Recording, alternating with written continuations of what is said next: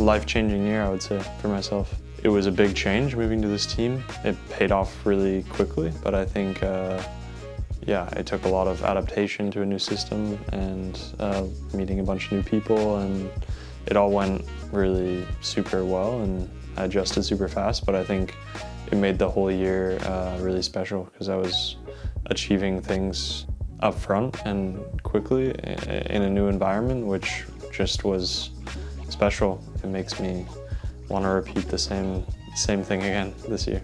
I didn't ever expect to win a race like Paris-Nice in my career, so I didn't think I was capable of it, I mean, honestly.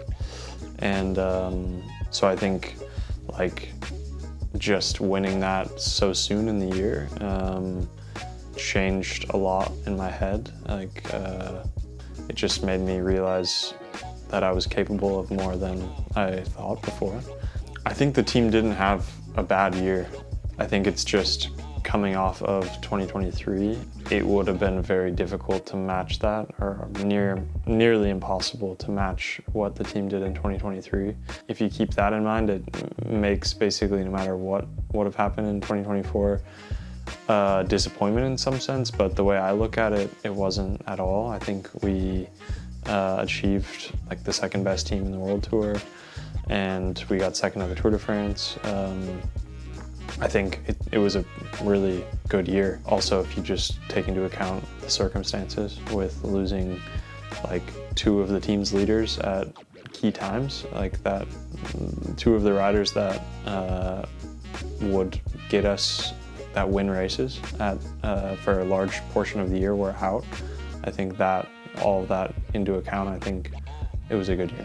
But again, this year I had another improvement. I think my power numbers are better. I've done, yeah, a couple of really good 5-minute tests, and I feel better on the bike. And I think, yeah, I feel also just good in the gym and stronger and older, wiser. So yeah, I think I made a step. I would like to win another 1-week stage race. With my calendar, I really only do Paris-Nice and Dauphiné.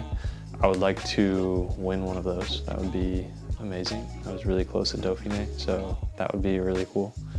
And then also a one-day race again. I just think like the challenge of winning a one-day race is like really just a fun challenge. Like there's so many variables, and it's not like a stage race where you can control everything. So that's kind of like tempting for me. It's just something I want to do.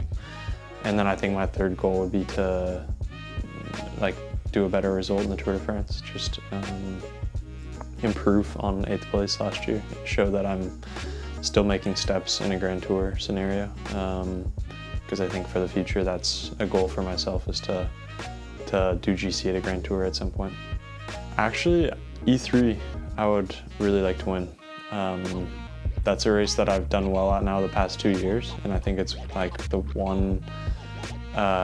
one-day race that suits me super well. The way we have to approach it with Pogačar now is using both of us. So yeah, I hope to get to a level where I'm actually threatening to Pogačar in some way, or to UAE, so that we can use me as a tactical card. Well, what's cool is that I have almost the same exact calendar as last year. So it's almost like it's like I'm taking last year and I can just build upon it, and I know what I did last year.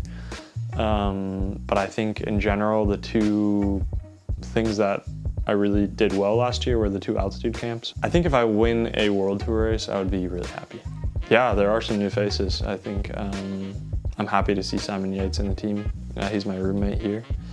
And honestly, him and his brother Adam are both just riders I've always looked up to. They have such a distinct style on the bike, and they're just easy to watch riding bike. And on TV, they're just like some of the most iconic riders. And so Simon joining the team, I think it's awesome. I'm excited to race with him. He's joining this team. He made a really good decision doing that, and I think he's going to see a lot of benefits.